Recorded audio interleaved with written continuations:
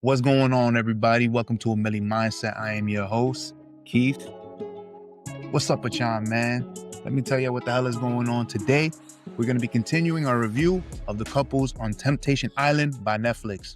Let's tune in. All right, so today we're going to be covering Lino and Alexa's relationship. Let me start off by saying something very quickly. The less amount of camera time that you get on a show, the better and more healthy you are. Look, we can't deny this stuff is made for TV. They need drama, they need flair, they need everything under the sun.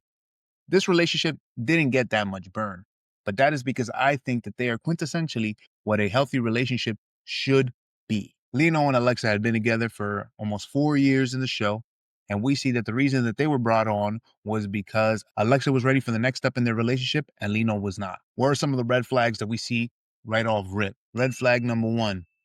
They've been moving from location to location. Don't get it twisted. Shorty gets the bag. She's a travel nurse. She probably makes good money.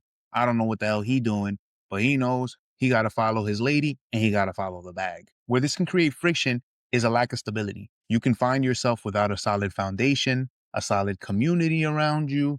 And when you are just traveling with one other person and you haven't fully cleansed everything in your relationship, it can become extremely isolating. Red flag number 2. Alexa had already been married, and the person that she married, she had been dating them since she was 15. I'm going to interject really quickly. I know that there are relationships that have been together since they were kids. In my personal opinion, I think that that is something that has fundamentally changed in the development of our society. Back when our parents were dating or grandparents, there was no social media. The most beautiful person they've ever seen could have been at the damn supermarket. But now you open up your phone and you see the most beautiful person all the time. Every relationship is facing Temptation Island every single day. There are people who are young who fall in love at really young ages and get married because they think that that's the end all be all. They don't want to see anything else. Although I think it's nice, in my experience as a counselor, I never really see it work.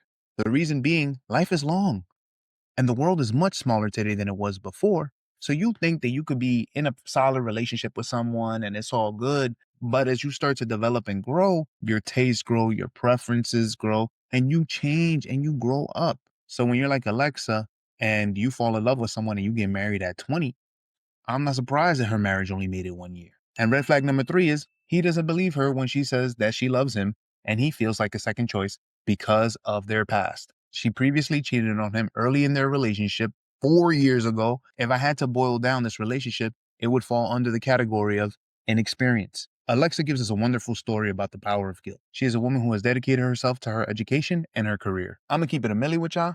If you're somebody looking for a healthy relationship, this is the kind of woman or man that you're gonna be looking for. This experience was not about the present. This experience for her was about her past. It became abundantly clear she brought him on the show because she needed him to see how deadass she was. And he's in for a rude awakening about his experience because this thing did not cook up in the way that he thought it was going to. This story for Alexa was a true lesson in how you need to put yourself first, how you need to empower yourself to know that you are choosing somebody to spend your life with. My boy Mark was pumping her up to see that this guilt is self-inflicted because she was able to see that that self-punishment was no longer on the table. And despite the way that that boy Lino felt, she was no longer going to give him control over her emotions, over herself. I believe that Alexa is a textbook definition of how you need to heal yourself before you give yourself to others. That is a woman who came onto the show on national television, was swatting away all the other contestants, and was keeping true to her man and true to herself. At the end of it all, she rewarded herself with forgiveness and empowerment. Beautiful. Magnificent. Alexa might have been somebody who was bad for the Netflix ratings, but she was definitely good for people like myself who are trying to teach people to heal and grow. I appreciate her. Now let's check in on old boy Lino on this video here. Peace.